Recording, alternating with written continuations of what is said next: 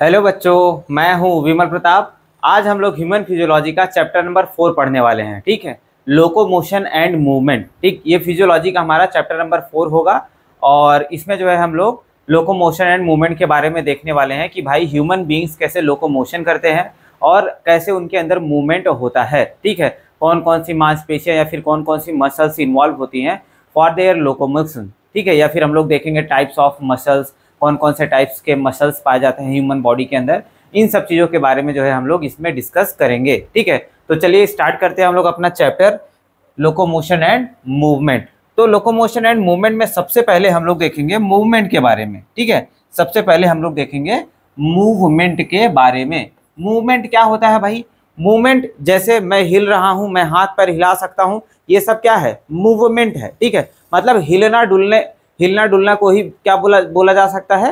Movement बोला जा सकता है। ठीक है, वही चीज हमने यहाँ पर लिखा भी है। क्या लिखा हुआ है? Changing of the body posture. Body posture, posture का मतलब क्या हो गया? पॉस्चर का मतलब हो गया यहाँ पर स्टेट। ठीक है, पॉस्चर का मतलब क्या हो गया? स्टेट हो गया। या फिर हम लोग बोल सकते हैं शेप एंड साइज। क्या बोल सकते हैं? शेप एंड साइज बोल सकते हैं।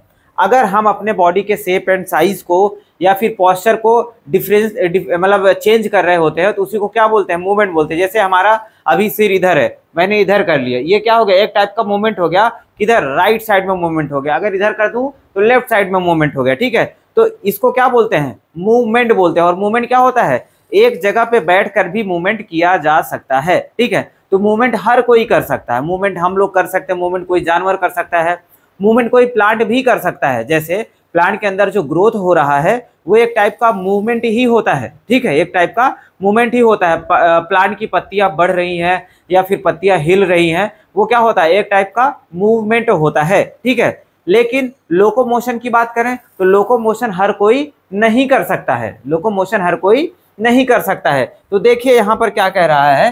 कह रहा है कि plant and animals both saw movement, दोनों ही मूवमेंट कर सकते हैं। ठीक है, और क्या कह रहा है कि unicellular organism like amoeba saw simple movement by the streaming of protoplasm. अब देखो अमीबा की बात कर रहा है। अमीबा कैसा है भाई? अमीबा की बात करें अगर हम लोग तो अमीबा तो भाई कोई भी शेप का हो सकता है। मान लो ये अमीबा हो गया, उसका ये न्यूक्लियस हो गया। ठीक है, न्यूक्लियस हो गया।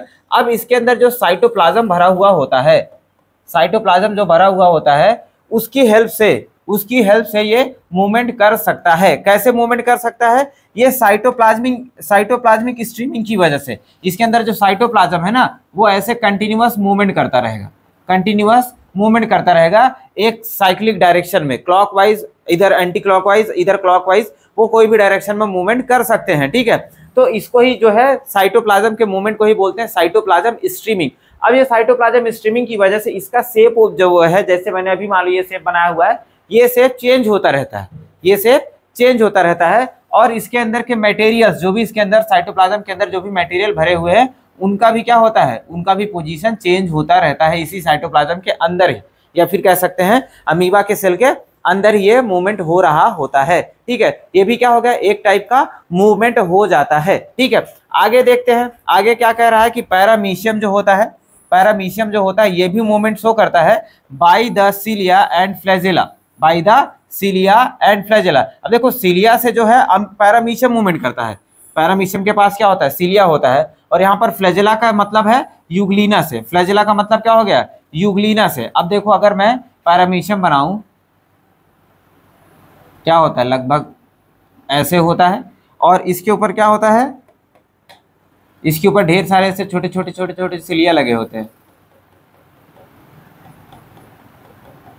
अब ये सिलिया क्या करते हैं? कंटिन्यूअस मूवमेंट करते रहते हैं। ठीक है, ये भी क्या हो गया? एक टाइप का मूवमेंट हो गया जो कि कौन शो कर रहा है? पैरामीशियम शो कर रहा है। ठीक है, अब वहीं यूग्लिना की बात कर लेते हैं। तो यूग्लिना का शेप कैसा होता है भाई? यूग्लिना का शेप लगभग ऐसा होता है और इसके पास क्या होता है? ऐसे एक बड़ा सा फ्लैजेला होता है और ये फ्लैजेला की हेल्प से मूवमेंट करता है। ठीक है, आगे देखते हैं। हाइड्रा की बात कर रहा है। हाइड्रा सब movement by the tentacles. Hydra की बात करें तो हाइड्रा के पास क्या होता है? हाइड्रा के पास क्या है? टेंटिकल्स होते हैं। मतलब ये हाइड्रा मैंने ऐसे बना दिया, मान ले कोई सबस्ट्रेटम से लगा, सबस्ट्रेटम से चिपका हुआ, इसके ऊपर क्या होते हैं, ऐसे टेंटिकल्स होते हैं। अब ये टेंटिकल्स की हेल्प से क्या कर सकता है, मूवमेंट शो कर सकता है। तो कहने का तात्पर्य यह है यहाँ पर कि मान लीजिए मल्टी सेलुलर या फिर कह सकते हैं कॉम्प्लेक्स लिविंग बीइंग तो मूवमेंट शो करते हैं, as well as simple living beings भी मूवमेंट शो कर सकते हैं। ठीक है, आगे क्या कह रहा है ह्यूमन बीइंग्स की बात करते हैं। ह्यूमन बीइंग्स जो है मूवमेंट शो करता है with the help of their limbs, jaws, eyelid, tongue, etc. ठीक है, मतलब हम अपने बॉडी के बहुत सारे पार्ट्स को मूवमेंट में मतलब हमारे बॉडी के अलग अलग पार्ट्स मूवमेंट शो करते हैं। ठीक है, जैसे लिम्स हो गए, ये हमारे हाथ हैं, ये मूवमेंट शो कर रहे हैं। ठीक है, कह रहा है कि जॉज है, मैं बोल रहा हूं तो मेरे जॉ हिल रहे हैं, टंग हिल रहा है, ये सब क्या है, एक टाइप का मूवमेंट ही होता है। ठीक है, तो मूवमेंट कोई भी शो कर सकता है, मूवमेंट सिंपल सी बात है, मूवमेंट कोई भी शो कर सकता है। ठीक है, even the plants can also show the movements. ठीक है, आगे देख लेते हैं लोकोमोशन। लोकोमोशन की बात करें अगर हम लोग, तो लोकोमोशन जो है वो हर कोई शो नहीं कर सकता है। लोकोमोशन हर कोई शो नहीं कर सकता है। ठीक है, कैसे नहीं शो कर सकता है, दिखाता हूं मैं आपको।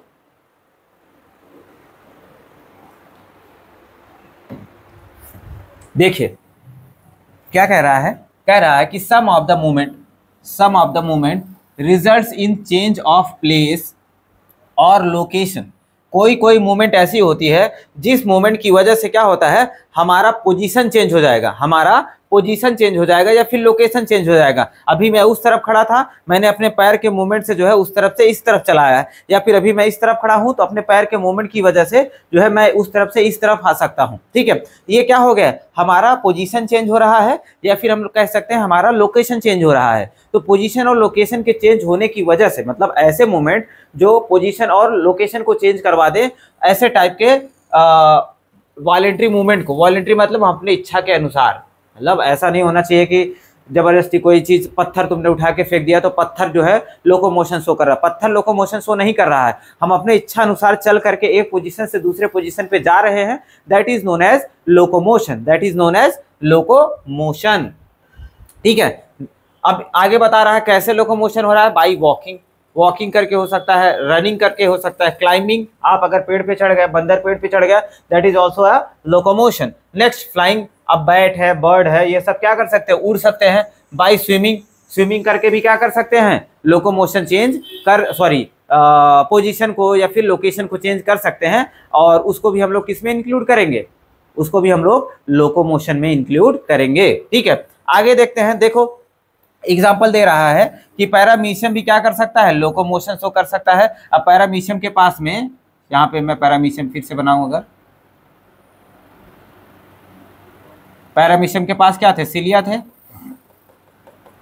अब ये सिलिया के मदद से क्या कर सकता है, लोकोमोशन भी कर सकता है। अब ये सिलिया को हिलाएगा, तो सिलिया को जब ये हिलाता है तो उसकी मूवमेंट की वजह से क्या होता है, वाटर जो है मतलब कह सकते हैं कि बैकवर्ड डायरेक्शन में मूव करेगा, और ये पैरामीशियम क्या होता है, फॉरवर्ड डायरेक्शन में मूव करेगा। तो यहाँ पर क्या हो रहा है, पैरामीशियम का लोकेशन चेंज हो रहा है या फिर पोजीशन चेंज हो रहा है, तो it can also show the locomotion. ठीक है, नेक्स्ट यूग्लिना की बात करते हैं। तो यूग्लिना के पास फ्लैजेला था, तो Euglena with the help of flagella it can also show the locomotion, ये भी लोकोमोशन शो कर सकता है। नेक्स्ट हाइड्रा की बात करें। हाइड्रा के पास क्या था, टेंटिकल्स था। हाइड्रा के पास टेंटिकल्स था ना, मैंने अभी बनाया हुआ था, हाइड्रा था ऐसे मान लो,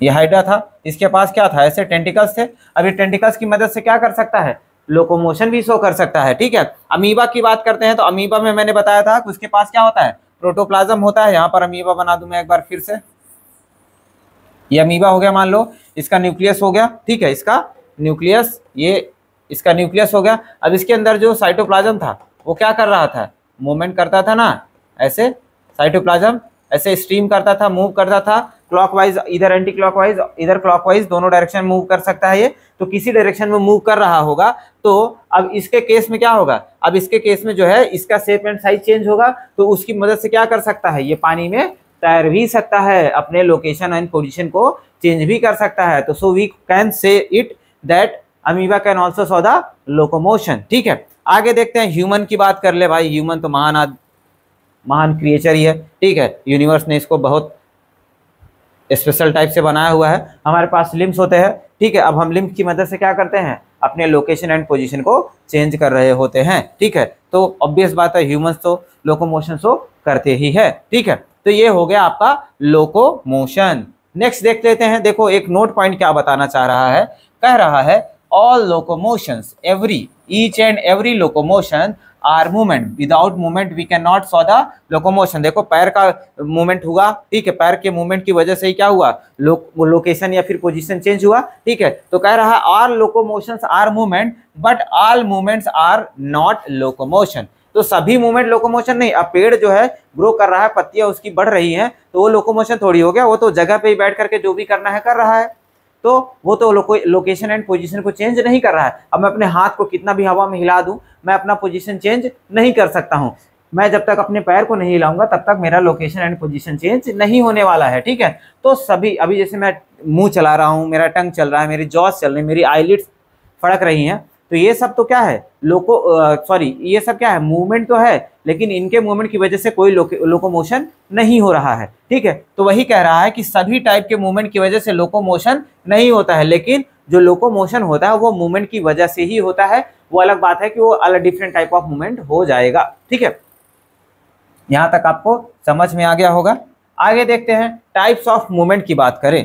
टाइप्स ऑफ मूवमेंट की बात करते हैं तो 3 टाइप के मूवमेंट होते हैं। ठीक है, 3 टाइप के मूवमेंट हमारी बॉडी भी शो कर सकती है और दुनिया जहान में जितने लिविंग बींग्स होते हैं ये भी 3 टाइप की मदद से ही जो है लोकोमोशन शो करते हैं। ठीक है, लोकोमोशन, इधर लोकोमोशन और मूवमेंट, ये 3 टाइप की मदद से ही जो है ये करते हैं। जैसे हम लोग ही हैं, चाहे ह्यूमन बींग्स हो चाहे कोई लिविंग बींग हो, वो सब इन्हीं तीनों की मदद से जो है मूवमेंट एंड लोकोमोशन शो करते हैं।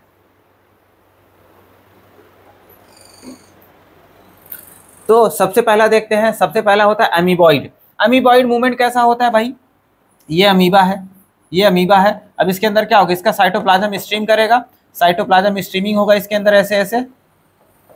ठीक है, जिसकी वजह से इसका शेप एंड साइज चेंज होता रहेगा और उसी को हम लोग क्या बोलते हैं, अमीबॉइड मूवमेंट बोलते हैं। ठीक है, ये अमीबॉइड मूवमेंट हमारे ह्यूमन बींग्स के अंदर भी होता है। अब कहाँ पर होता है वही हम लोग यहाँ पर देखने वाले हैं। देखो ये होता कैसे है, स्ट्रीमिंग ऑफ प्रोटोप्लाज्म या फिर कह सकते हैं साइटोप्लाज्म, जो सेल के अंदर साइटोप्लाज्म भरा हुआ है उसी के स्ट्रीमिंग की वजह से जो है ये लोकोमोशन ये मूवमेंट होता है। ठीक है, अब इसके मूवमेंट की वजह से क्या बनेगा, स्यूडोपोडिया बन जाता है, स्यूडोपोडिया बन जाएगा और उसके स्यूडोपोडिया बनने की वजह से ही जो है ये मूवमेंट हो रहा होता है। अब सेल के अंदर क्या होते हैं, ढेर सारे माइक्रोफिलामेंट्स होते हैं, ढेर सारे माइक्रोफिलामेंट्स होते हैं। अब उन माइक्रोफिलामेंट्स की मदद से क्या होगा, स्यूडोपोडिया बनेगा, स्यूडोपोडिया बनेगा और वही स्यूडोपोडिया क्या करेगा, लोकोमोशन या फिर मूवमेंट करवाएगा। ठीक है, तो वही लिखा pseudopodia formation with the help of cytoskeleton element, cytoskeletal element that is microfilament. Cell के अंदर जो है माइक्रोफिलामेंट्स पाए जाते हैं। आप लोगों ने सेल चैप्टर पढ़ लिया है, उसके अंदर माइक्रोफिलामेंट्स भी आप लोगों ने पढ़ा हुआ है। ठीक है, माइक्रोफिलामेंट सेल के बहुत ही इसेंशियल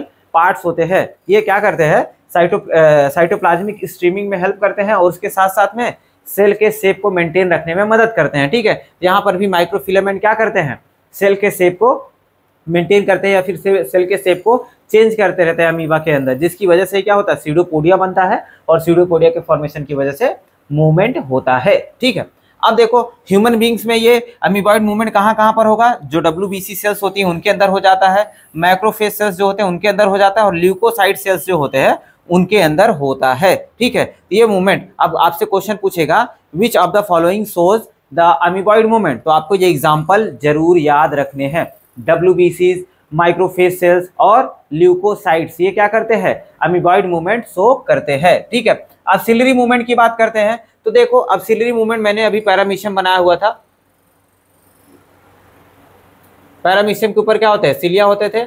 अब ये सिलिया की हेल्प से क्या करता था, मूवमेंट करता था। ठीक है, अब सिलिया कंटिन्यूअस ऐसे बीट करते रहते हैं, हिलते रहते हैं। ठीक है, तो इनके मूवमेंट की वजह से ही क्या होता है, मतलब सिलिया के मूवमेंट को ही क्या बोला जाएगा, यहाँ पर सिलरी मूवमेंट बोला जाएगा। अब ये पैरामीशियम के अंदर तो सिलरी मूवमेंट होता ही है, उसके साथ साथ ह्यूमन बींग्स के अंदर भी सिलरी मूवमेंट होता है। कहाँ पर होता है वो हम लोग देखते हैं, कहाँ पर हो रहा है, कह रहा है internal tubular organs lined by ciliated epithelium. हमारे बहुत सारे ऐसे इंटरनल ट्यूबुलर ऑर्गन्स होते हैं जो ट्यूब लाइक स्ट्रक्चर से बने होते हैं, उनके अंदर सिलिया प्रेजेंट होते हैं और वो सिलरी मूवमेंट शो करते हैं। कैसे, देखो कह रहा है ट्रैकिया में, फैलोपियन ट्यूब में। मैं आपको ट्रैकिया बना के दिखा देता हूँ, फैलोपियन ट्यूब भी बना के दिखा देता हूँ। देखो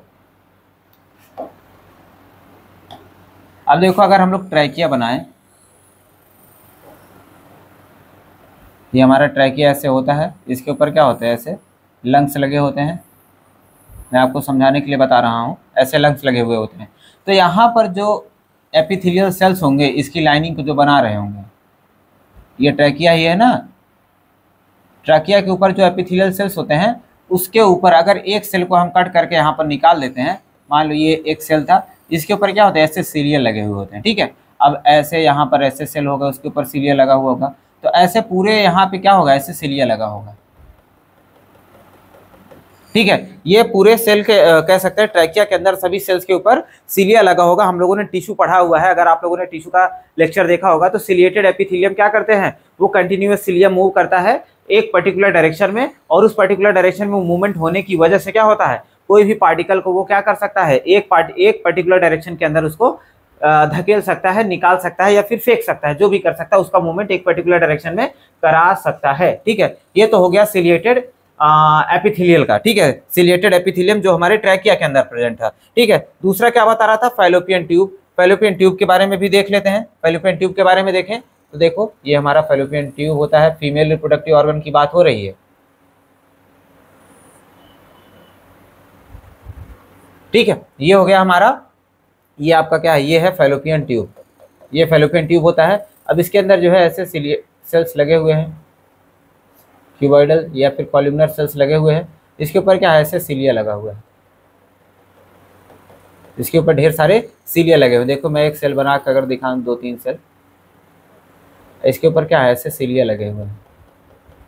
अब ये सीलिया क्या करता है, कंटिन्यूअस मूवमेंट करता है, और जो फीमेल के अंदर एग रिलीज हुआ रहता है उसके मूवमेंट में ये हेल्प करता है, ठीक है। उसको क्या करेगा, अपने ऐसे सीलिया से मूव करा करा करके जो है ओवा को या फिर एग को आगे पास ऑन करता है, ठीक है। ये हो गया हमारा, क्या कह सकते हैं, ये सिलिएटेड सिलियरी मूवमेंट हो गया, ठीक है। सिलियरी मूवमेंट कहाँ पे हो रहा है, ट्रैकिया के अंदर हो रहा है और फैलोपियन ट्यूब के अंदर हो रहा होता है। नेक्स्ट है मस्कुलर। भाई ज्यादातर मूवमेंट तो हम लोग देख ही रहे हैं, हमारा हाथ मूव कर रहा है, मसल की वजह से मूव कर रहा है, हमारा टंग मूव कर रहा है, जॉ मूव कर रहा है, anything we are looking at our body, जो भी हम अपने शरीर के ऊपर देख पा रहे हैं, जो भी हम बाहर से देखते हैं, जो भी मूवमेंट हो रहा है, हाथ पैर हिला रहे हैं, चल रहे हैं, फिर रहे हैं, ये सब कैसा मूवमेंट है, मस्कुलर मूवमेंट हो रहा होता है, ठीक है। इसमें मस्कुलर टिश्यू इन्वॉल्व होते हैं, ठीक है। यहाँ पर क्या होता है, कॉन्ट्रैक्टाइल, हमारे जो मसल्स होते हैं उनके पास कॉन्ट्रैक्टाइल प्रॉपर्टी होती है, ठीक है। कॉन्ट्रैक्टाइल प्रॉपर्टी का मतलब जो है, ये सिकुड़ सकते हैं, फैल सकते हैं, सिकुड़ सकते हैं, फैल सकते हैं, ठीक है। इसी स्पेशल प्रॉपर्टी की वजह से जो है मसल जो है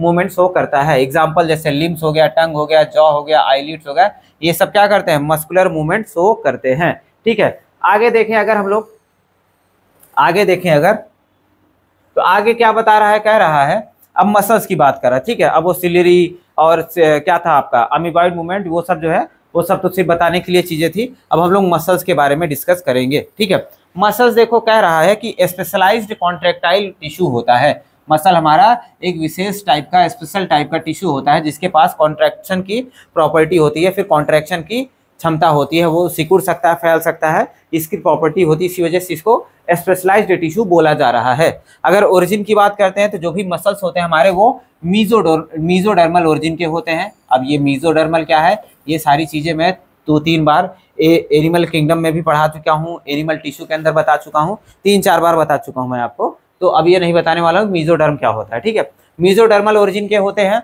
और ह्यूमन के अगर एडल्ट बॉडी वेट की बात करते हैं, ह्यूमन एडल्ट बॉडी वेट की बात करते हैं, तो 40 to 50% ह्यूमन एडल्ट का जो है बॉडी वेट ये बनाता है। एडल्ट ह्यूमन का बॉडी वेट जो है 40 to 50% किसका बना है, मांसपेशियों का बना हुआ होता है, ठीक है। आगे देखें, अगर आगे देखें तो दे हैव स्पेशलाइज्ड प्रॉपर्टी। हमारे जो मसल्स होते हैं, मस्कुलर टिश्यू होते हैं, उनके पास विशेष क्षमता होती है। कौन कौन सी विशेष क्षमता है, एक्साइटेबिलिटी, ठीक है। एक्साइटेबिलिटी या फिर कह सकते हैं एक्साइट होने की क्षमता होती है, मतलब उनके पास सिग्नल जब जाएगा तो वो कॉन्ट्रैक्ट हो सकते हैं और रिलैक्स हो सकते हैं, इसको बोलते हैं एक्साइटेबिलिटी, ठीक है। एबिलिटी टू गेट डीपोलराइज्ड, इसको कैसे करते हैं अभी हम लोग जस्ट समझने वाले हैं, अभी प्रॉपर्टी देख लेते हैं कौन कौन सी होती है। एक्साइटेबिलिटी को हम लोग अलग से समझेंगे। नेक्स्ट है कॉन्ट्रैक्टिलिटी। कॉन्ट्रैक्टिलिटी मतलब सिकुड़ने की क्षमता होती है। एक्सटेंसिबिलिटी मतलब फैलने की क्षमता होती है, और लास्ट है हमारा इलास्टिसिटी, मतलब तनन क्षमता, या फिर कह सकते हैं ये फैल सकता है, सिकुड़ सकता है, इसी को बोलते हैं हम लोग इलास्टिसिटी। जैसे रबड़ नहीं होता, वो तानेंगे तन जाएगा, फिर छोड़ देंगे तो सिकुड़ जाएगा, वैसे ही क्या होता है हमारे मसल्स के पास में भी जो है कॉन्ट्रैक्टिलिटी एंड एक्सटेंसिबिलिटी होती है, जिसको हम लोग बोल सकते हैं इलास्टिसिटी। ठीक है, अब एक्साइटेबिलिटी की बात करें, जो पहला पॉइंट था इसकी बात करते हैं। तो कैसे देखो हो रहा है, यहाँ पर मैंने आपको बना करके दिखाया हुआ है। ये एक सेल है, ये क्या है, मान लो एक ऐसे कोई भी सेल, मसल सेल ले लिया हम लोगों ने। अब नॉर्मल जो मसल सेल होता है, नॉर्मल स्टेज में, जब रेस्टिंग स्टेज में होता है कोई सेल, जब रेस्टिंग स्टेज में होता है उस टाइम पे क्या होता है, उस टाइम पे सेल में हमारे, ठीक है, उस टाइम में सेल में हमारे कुछ कह सकते हैं हम लोग, कुछ पॉजिटिव चार्ज और नेगेटिव चार्ज ऐसे डिस्ट्रीब्यूटेड होते हैं। पॉजिटिव चार्ज सेल के बाहर की तरफ पाए जाते हैं और नेगेटिव चार्ज सेल के अंदर की तरफ पाए जाते हैं। अब पॉजिटिव चार्ज बाहर क्यों है, नेगेटिव चार्ज अंदर क्यों है, ये हम लोग न्यूरल कंट्रोल एंड कोऑर्डिनेशन वाले चैप्टर में पढ़ेंगे। जस्ट इसके बाद वाला चैप्टर जो आएगा उसके अंदर जो है हम लोग पढ़ेंगे डिटेल में कि ये कैसे प्लस माइनस जो है पोलराइजेशन कैसे होता है, डीपोलराइजेशन कैसे होता है, वहां पर ज्यादा डिटेल में पढ़ेंगे। अभी के लिए मैं बता देता हूं कि जो एक्साइटेबल सेल्स होते हैं, एक्साइटेबल सेल्स होते हैं, उनके पास में क्या होता है, ऐसे ही पोलराइजेशन होता है, बाहर की तरफ प्लस होगा, अंदर की तरफ माइनस होता है। इसको क्या बोलते हैं, इसको बोलते हैं पोलराइजेशन। कैसा, देखो प्लस से माइनस, माइनस से प्लस, माइनस से प्लस, जो है ऐसे plus plus plus minus minus minus ऐसे होता है। इसको बोलते हैं पोलराइज्ड स्टेट। इसको क्या बोलते हैं, पोलराइज्ड स्टेट बोलते हैं, या फिर हम लोग कह सकते हैं resting stage of the cell बोलते हैं। ठीक है, तो वही देखो हमने यहाँ पर लिखा है, ये नॉर्मल सेल है, नॉर्मल सेल में प्लस प्लस बाहर है, माइनस माइनस अंदर है। ठीक है, और ये पोलराइज्ड स्टेट है। लेकिन जैसे ही इसके ऊपर कोई सिग्नल आएगा, ठीक है, या फिर कोई स्टिमुलस आएगा, जैसे इसके ऊपर कोई स्टिमुलस आएगा वैसे ही क्या हो जाता है, ये डीपोलराइज्ड हो जाता है, या फिर एक्साइटेड हो जाता है, या फिर इसका क्या हो जाएगा, एक्साइटेशन हो जाता है, एक्साइटेड हो जाएगा, या फिर इसका एक्साइटेशन हो जाएगा। उस केस में क्या होगा, उस केस में जो प्लस बाहर की तरफ है, जो प्लस बाहर की तरफ है, जो प्लस बाहर की तरफ है वो अंदर हो जाएगा, और अंदर वाला जो माइनस होता है वो प्लस हो जाएगा, ऐसे चेंज हो जाएगा। ऐसे ही आगे वाले पे हो जाएगा, ऐसे ही क्या हो जाएगा, आगे वाले पे हो जाएगा, आगे वाले पे प्लस हो जाएगा और बाहर वाला माइनस हो जाएगा। और फिर जैसे ही आगे बढ़ता जाएगा और पीछे वाला वापस से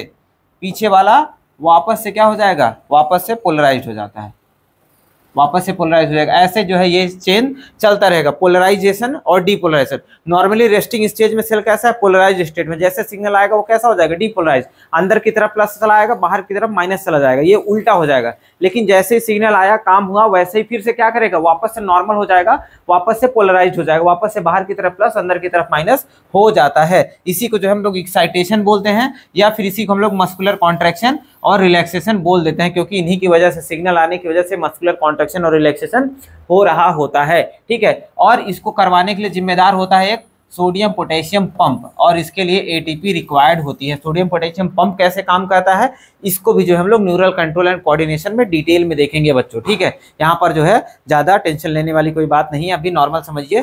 ये एक्साइटेबल सेल होता है। हमारे पास, हमारे बॉडी में दो टाइप के सेल्स होते हैं जो एक्साइटेबल होते हैं। एक तो आपका मस्कुलर सेल होता है, मसल सेल्स होते हैं, और उसके साथ में जो है न्यूरॉन सेल्स।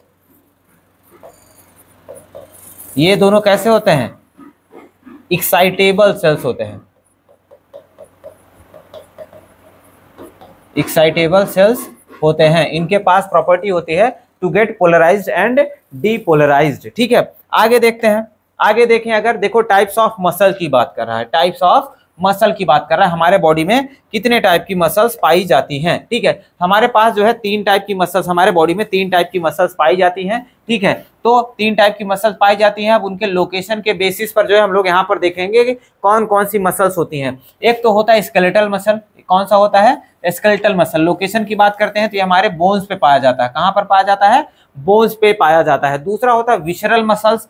ठीक है, दूसरा क्या है, विसरल मसल, जिसको हम लोग देखते हैं कहां पर पाया जाएगा, ये इंटरनल ऑर्गन्स में पाया जाता है। विसरल मतलब ही क्या होता है, इंटरनल। विसरल मतलब इंटरनल होता है। नेक्स्ट है कार्डियक। नेक्स्ट क्या है, कार्डियक। कार्डियक मसल की बात करते हैं तो कार्डियक का मतलब ही क्या होता है, हार्ट। ये कहां पर पाया जाएगा, हार्ट में पाया जाएगा। और इसके अपीयरेंस की बात करें, ये कैसा दिखाई देता है। ठीक है, कैसे दिखाई देते हैं, तो ये स्केलेटल मसल जो होता है ये स्ट्रेटेड होता है। स्ट्रेटेड मतलब धारीदार। अगर इसके मसल सेल की बात करें, ये मसल सेल मान लो ऐसे मैंने बना लिया है, तो इसके ऊपर क्या होता है, इसके ऊपर धारियां पाई जाती हैं। इसके ऊपर ऐसे धारियां पाई जाएंगी, ऐसे ऐसे ऐसे ऐसे धारियां पाई जाएंगी इसके ऊपर। इसको ही बोलते हैं स्ट्रेटेड होना।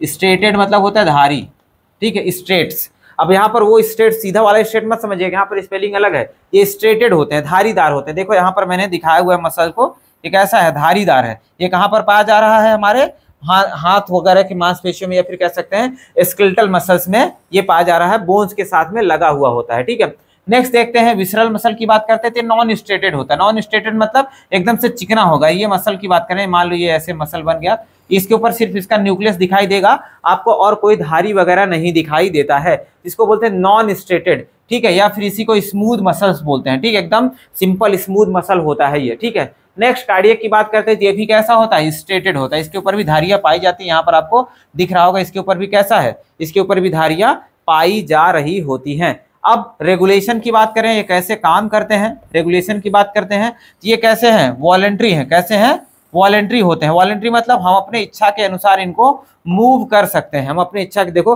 हम अपना हाथ चाह रहे हैं मूव कर सकते हैं, गर्दन चाहते हैं हिला सकते हैं। ठीक है, तो ये सब क्या होता है, वॉलंटरी मूवमेंट होता है। ठीक है, हम अपने इच्छा अनुसार इनको मूव कर सकते हैं। लेकिन वही स्मूथ मसल की बात करते हैं, स्मूथ मसल कैसा है, इनवॉलंटरी है। हम चाहें कि अपने किडनी को आज जो है बहुत तेजी से उसके अंदर फिल्ट्रेशन प्रोसेस करवाते हैं, ठीक है, उसको हम लोग नहीं कर सकते हैं। ठीक है, तो इनवॉलंटरी फंक्शन में होता है, जैसे लीवर हो गया, किडनी हो गया, ये सब जो है इंटेस्टाइन वगैरह हो गया, इन सब का मूवमेंट हम कंट्रोल नहीं कर सकते हैं। ठीक है, तो ये कैसे होते हैं, इनवॉलंटरी। तो स्मूथ मसल कैसा होता है, इनवॉलंटरी होता है। देखो यहाँ पर वह इंटेस्टाइन में दिखाया हुआ है। ठीक है, ऐसे इंटरनल ऑर्गन में ये पाया जाता है। नेक्स्ट स्ट्रेटेड की बात करते हैं, तो ये कैसा है, ये भी इनवॉलंटरी। ऐसा तो है नहीं कि हम अपने हार्ट को आज चाहे तो 200 बार धड़का दें। 200 बार धड़का सकते हो क्या, नहीं धड़का सकते हो। ठीक है, तुम चाहो कि आज हम चाहते हैं कि हमारा हार्ट आराम कर ले, जो है आज धड़के ही ना, तो उस केस में तो आपका खेल खत्म हो जाएगा, टाटा बाय बाय हो जाएगा। ठीक है, तो यहाँ पर जो है कार्डियक मसल कहाँ पर पाया जाता है, हार्ट में पाया जाता है, और इसको भी हम लोग रेगुलेट नहीं कर सकते हैं। तो ये भी इनवॉलंटरी है, ये भी इनवॉलंटरी है, लेकिन ये कैसा होता है, वॉलंटरी होता है। स्केलेटल मसल वॉलंटरी होता है। ठीक है, देखने में अगर अपीयरेंस की बात करते हैं तो देखने में ये भी स्ट्रेटेड है और ये भी स्ट्रेटेड है। ठीक है, स्केलेटल मसल भी स्ट्रेटेड है, कार्डियक मसल भी स्ट्रेटेड है। तो डिफरेंस क्या हो जाता है, डिफरेंस ये है कि इसमें जो है ब्रांचिंग नहीं पाई जाती है। ठीक है, इसमें हम लोग बोल सकते हैं नो ब्रांचिंग। नो ब्रांचिंग, यहां पर क्या है, ब्रांचिंग पाया जाएगा।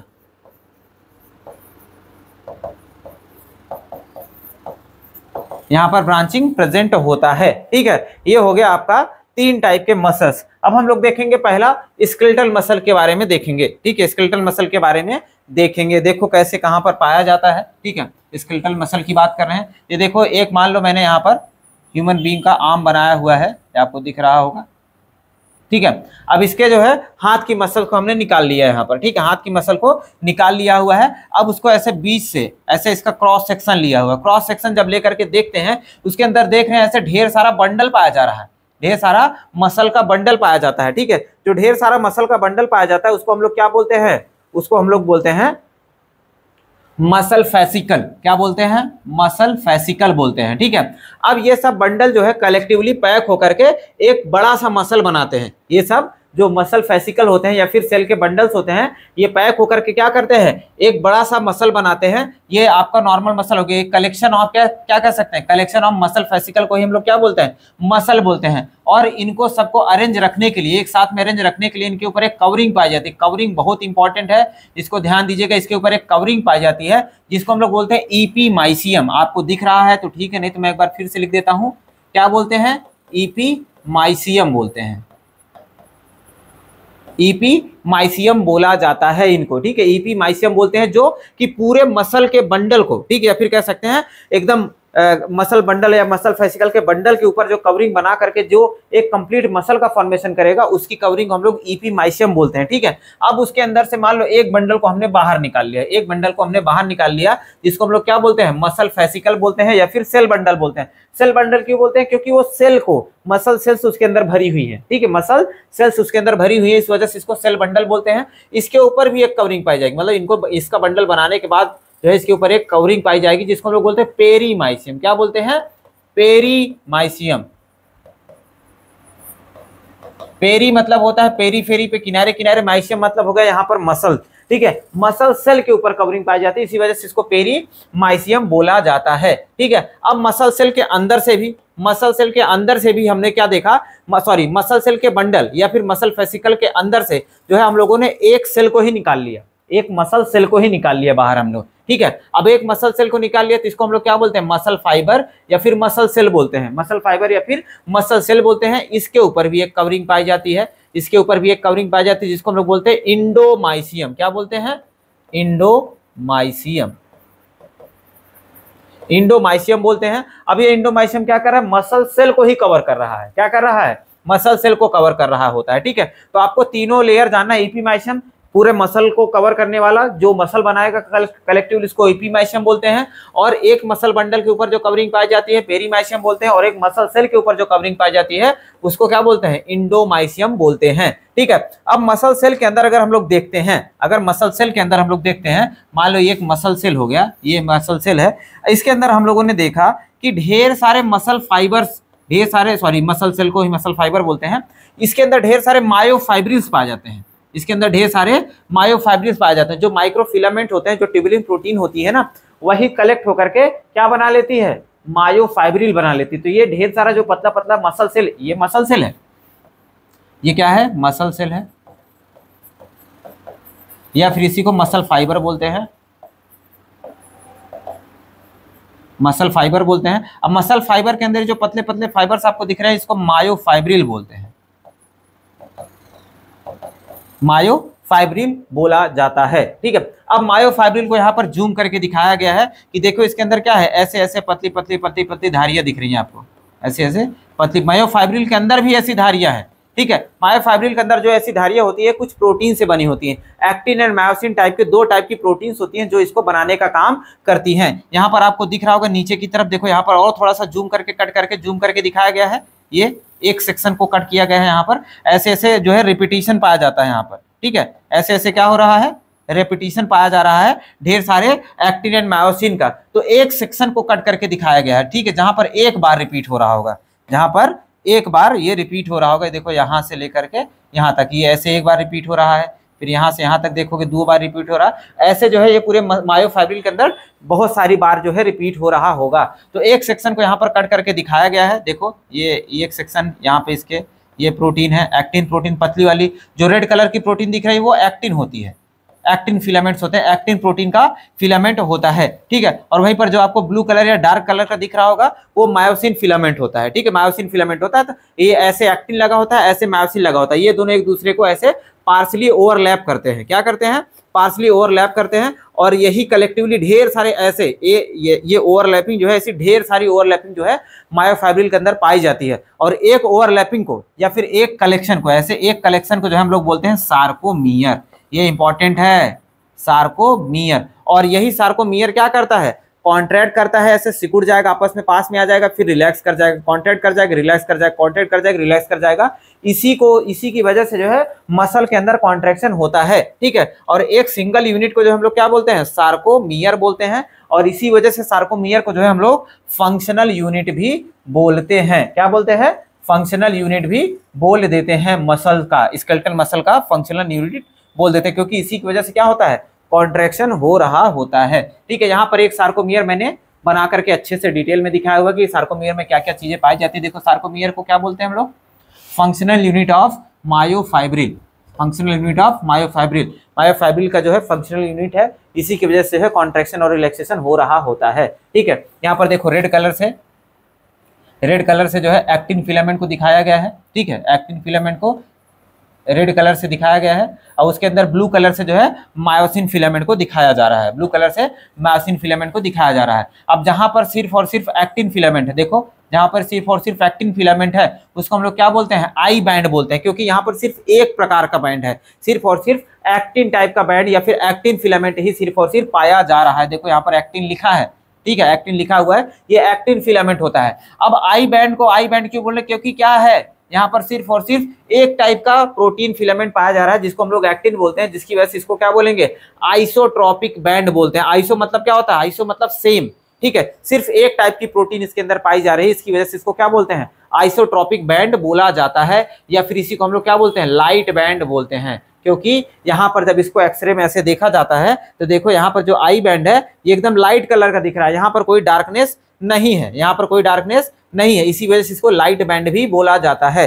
अब दूसरे बैंड की बात करें, दूसरे बैंड की बात करते हैं, जहां पर देखो ये ब्लू वाला भी है और ये रेड वाला भी है, ब्लू वाला भी है और रेड वाला भी है, दोनों क्या है, एक दूसरे के ऊपर पार्सली ओवरलैप कर रहे होते हैं। इसको जो है हम लोग यहाँ पर देखो मायोसिन भी है, यहाँ पर रेड वाला भी आ रहा है, तो यहाँ पर एक्टिन भी है, यहाँ पर देखो ब्लू वाला और रेड वाला दोनों आ रहे हैं। इसको जो है हम लोग बोलते हैं एन आइसोट्रॉपिक बैंड, या फिर इसको जो है हम लोग डार्क बैंड भी बोल देते हैं। क्यों डार्क बैंड बोल देंगे, क्योंकि यहाँ पर एक्टिन और मायोसिन दोनों आ जाते हैं, दोनों इकट्ठा हो जाते हैं, जिसकी वजह से यहाँ पर डार्क एक्सरे आता है। अगर हम लोग एक्सरे करके देखते हैं तो डार्क कलर आता है, इसी वजह से इसको डार्क बैंड भी बोल दिया जाता है। ठीक है, और कुछ चीजें हैं यहाँ पर इंपॉर्टेंट है, जो एक्टिन फिलामेंट जहां से अटैच होते हैं, जहां पर मिड में जाकर के एक्टिन फिलामेंट जहां पर ओरिजिनेट होते हैं या फिर अटैच होते हैं, उसको हम लोग जेड लाइन बोलते हैं। क्या बोलते हैं, जेड लाइन बोलते हैं। और जहां से मायोसिन फिलामेंट एराइज होते हैं उसको जो है एम लाइन बोलते हैं, उसको हम लोग क्या बोलते हैं, मायोसिन। मायोसिन जहां से राइज होता है उसको एम लाइन बोलते हैं, एम से मायोसिन, ये आपको याद रह जाएगा, एम से मायोसिन, तो मायोसिन वहां से राइज होगा तो उसको एम लाइन बोलते हैं। लेकिन जेड लाइन के लिए, जेड लाइन से क्या राइज होता है, एक्टिन फिलामेंट राइज होता है, उसको जेड लाइन बोला जाता है। ठीक है, ठीक है। अब यहाँ पर देखो ए बैंड इसको क्यों बोला जा रहा था, क्योंकि ये एन आइसोट्रॉपिक था, ये जेड लाइन हो गया, आपको एम लाइन, ये सब पता चल गया। ठीक है, आगे थोड़ा सा और इसको और डिटेल में देखें तो देखिएगा यहाँ पर क्या बताना चाह रहा है, यहाँ पर क्या बताना चाह रहा है, यहाँ पर ये बता रहा है, देखो यहाँ पर जो है ये ए बैंड है। ठीक है, यहाँ पर क्या है, ये ए बैंड है, एन आइसोट्रॉपिक बैंड है। एन आइसोट्रॉपिक बैंड कह रहा है कि ये हमेशा कांस्टेंट रहेगा, कांस्टेंट रहेगा। क्यों, क्योंकि मायोसिन फिलामेंट तो उतना ही है, मायोसिन फिलामेंट के ऊपर ही क्या होता है, एक्टिन फिलामेंट बार बार आ रहा होता है। इस वजह से जो मायोसिन होता है, जो मायोसिन होता है वो कैसा होता है, हमेशा कांस्टेंट रहेगा। इसी वजह से ए बैंड को क्या बोलते हैं, कांस्टेंट बोलते हैं। वो हमेशा उतना ही लेंथ डार्क आएगा, देखो उतना ही लेंथ बार बार डार्क आएगा। क्यों, क्योंकि मायोसिन कांस्टेंट, मायोसिन तो बड़ा छोटा हो नहीं रहा है, एक्टिन उसके ऊपर बढ़ रहा है, घट रहा है, लेकिन मायोसिन उतना ही होने की वजह से हमेशा जो एन आइसोट्रॉपिक बैंड होता है वो कैसा होता है, कांस्टेंट होता है, वो घटता बढ़ता नहीं है। इसके बारे में हम लोग जो है अभी और डिटेल में पढ़ेंगे, जब मैकेनिज्म ऑफ मसल कॉन्ट्रैक्शन देखेंगे तब वहां पर जो है और डिटेल में देखेंगे कि ये कैसे an isotropic band, isotropic band कैसे मसल कॉन्ट्रैक्शन में हेल्प करता है। ठीक है, यहाँ पर मैंने सिर्फ और सिर्फ सार्कोमियर दिखाने की कोशिश की है आपको, ये कैसा दिखाई देता है, आई बैंड कैसे बनता है, उसको लाइट बैंड क्यों बोलते हैं, एनाइसोट्रॉपिक बैंड कैसे बनता है, उसको डार्क बैंड क्यों बोलते हैं, जेड लाइन क्या होता है और एम लाइन क्या होता है। ठीक है, यहाँ पर जो है आज के लेक्चर हम लोग यहीं तक करेंगे, इसके बाद जो है मैकेनिज्म ऑफ मसल कॉन्ट्रैक्शन आ जाएगा, तो थोड़ा थोड़ा करके देखेंगे ताकि आपको भी जो है आपका भी माइंड रिलैक्स होकर के चीज़ों को ऑब्जर्व करे। ठीक है, समझे, पढ़े, लिखे। ठीक, तो अभी के लिए हम लोग यहीं पर जो है सम अप करेंगे। और अगर आपको भाई वीडियो लेक्चर पसंद आया तो प्लीज़ हमारे वीडियो को लाइक भी करें और अपने दोस्तों के साथ शेयर करें और चैनल को सब्सक्राइब भी करें। अगर आपको कोई भी डाउट है तो कमेंट सेक्शन में you are free to ask any question about the topic. और अगर आपको पर्सनली कनेक्ट करना है तो टेलीग्राम चैनल का लिंक डिस्क्रिप्शन में दिया जाएगा वीडियो के, वहाँ से आप आकर के कनेक्ट कर सकते हैं और सारा PDF नोट्स जो है आप वहाँ पर डाउनलोड कर सकते हैं। ठीक है, तो अभी के लिए धन्यवाद।